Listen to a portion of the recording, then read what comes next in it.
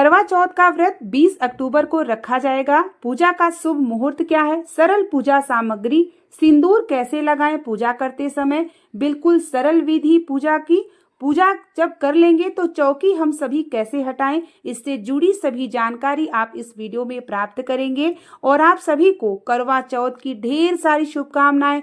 सभी सुहागिन महिलाओं का अखंड सौभाग्य रखे करवा माता मैं हृदय से प्रार्थना करती हूँ। तो वीडियो के अंत तक बने रहिएगा, एक एक जानकारी प्राप्त करिए और करवा माता की विधि विधान से पूजन करिए। श्री शिवाय नमस्तुभ्यम। दोस्तों, मैं रूही मिश्रा अपने चैनल में आप सभी का स्वागत करती हूँ। तो सबसे पहले हम जान लेते हैं कि करवा माता की जो पूजा का शुभ समय यानी करवा चौथ की पूजा का जो शुभ समय है वह क्या होगा। तो जो इनकी पूजा होती है वह प्रदोष काल में होती है और पूजा का जो समय है शाम 5:40 से 7:02 तक रहेगा। तो पूजा का शुभ समय यही है। तो अपनी पूजा की थाली वगैरह सामग्री वगैरह 16 श्रृंगार करके आपको जो है पूजा की तैयारी पहले कर लेनी होगी। अब आगे हम जानेंगे बिल्कुल सरल विधि से पूजा सामग्री में हमें क्या क्या रखना चाहिए। अगर आप पहली बार व्रत को रख रहे हैं तो आप अकेले भी इस व्रत को कर सकते हैं। तो आपको करवा माता की फोटो या तस्वीर रखनी चाहिए, उनको ओढ़ाने के लिए चुनरी,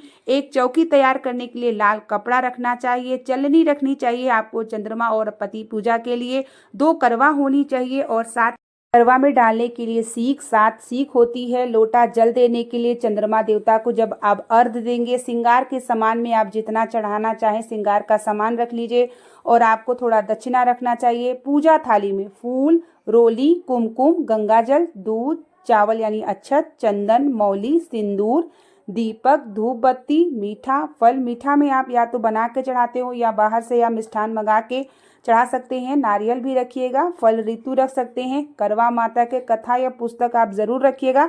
अक्सर जब करवा माता की फोटो मिलती है तो उसमें नीचे छोटी सी कथा होती है, तो आप वो भी रख सकते हैं। जहाँ भी आप चौकी लगाएंगे वहाँ पहले गंगा जल का छिड़काव कर लीजिएगा और चौकी उसी स्थान पर लगाइएगा जैसे पूरब यानी आपका जो मुख है वो पूरब दिशा की तरफ हो, ऐसे दिशा पे चौकी को आप लगाइएगा। यह ध्यान में जरूर रखिएगा। तो पहले गंगा जल का छिड़काव, फिर चौकी को बिछाइए, लाल कपड़े को बिछाइए और फिर करवा माता की तस्वीर को फोटो को रखिए, उनको चुनरी को ओढ़ाइए। उसके बाद आपको अष्टकमल बना के अपना जो है दीपक रखने के लिए रख लीजिए और 2 करवा जो आपने लिए हैं उस करवे में आप जैसे जल भरना चाहें या मिष्ठान भरना चाहें या अन्न भरना चाहें उसमें से कुछ भी भर सकते हैं। उसके ऊपर 2 मौली लपेट के ऊपर करवा के ढक के उस पर फल, मिष्ठान और भोग रखा जाता है। करवा माता की कुमकुम, अक्षत और मौली से और पुष्पों से उनका श्रृंगार पूजन किया जाता है। उसके बाद जो श्रृंगार का सामान आप रखते हैं उसे जो है करवा माता को स्पर्श करा के बगल में रखा जाता है। उसके बाद आपको जो भी फल, मीठा भोग है वो सभी चीज़ें रखी जाती हैं। और साथ में सिंदूर कैसे लगाना चाहिए। बहुत सारे लोगों के मन में ये होगा कि रविवार के दिन सिंदूर नहीं लगाया जाता, लेकिन व्रत में सिंदूर रविवार को हम लगा सकते हैं।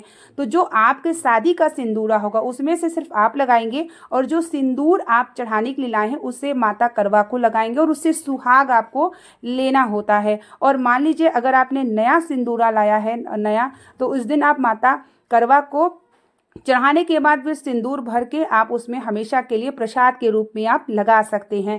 तो इस तरीके से पूजा की जाती है। धूप बत्ती दीपक दिखाने के बाद जब चंद्रमा का समय होगा निकलने का तब आपको चंद्रमा पूजन की जाती है। चंद्रमा पूजन के लिए लोटे में जल में आपको जल, गंगा जल, थोड़ा सा दूध डालना चाहिए, पुष्प थोड़ा सा मीठा डाल के आपको जल का अर्घ देना चाहिए। और अर्घ देने के बाद आपको अपने पति की पूजन यानी आपको चलनी से दीपक और पति की पूजन करने के बाद जो है आपको इस व्रत को जो है तोड़ा जाता है। पूजन यानी जब चंद्रमा को अर्घ दे देते हैं उसी के बाद व्रत को तोड़ा जाता है। जैसे बहुत सारे लोग फल खा के रहते हैं, बहुत सारे लोगों के यहाँ नाना प्रकार के पकवान बनते हैं, तो सबके अपने अपने रिवाज होते हैं। करवा चौथ सभी महिलाएं करती हैं, लेकिन सबके घर में अपने अपने तरीकों से इस व्रत को लोग रखते हैं। तो आपके घर में जिस प्रकार से इस व्रत को रखा जाता है उस प्रकार से रखिए और बिल्कुल सरल विधि से आप पूजा कर सकते हैं। करवा माता की बहुत पूजा पाठ में तामझाम नहीं होता, बिल्कुल आप सरल विधि से कर सकते हैं। और पूजन करने के बाद ही आप चंद्रमा देवता को अर्घ सब देने के बाद ही हम जो भी आप खाते हो उस चीज़ को आप खा सकते हैं।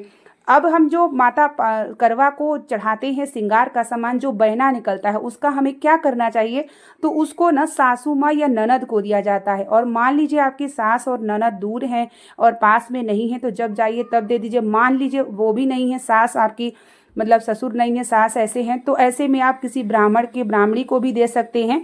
तो इस तरीके से आप जो है जो श्रृंगार का सामान और जो भी हम दक्षिणा निकालते हैं, बहना निकालते हैं, उसे अगले दिन जो है दान किया जाता है श्रृंगार का सामान।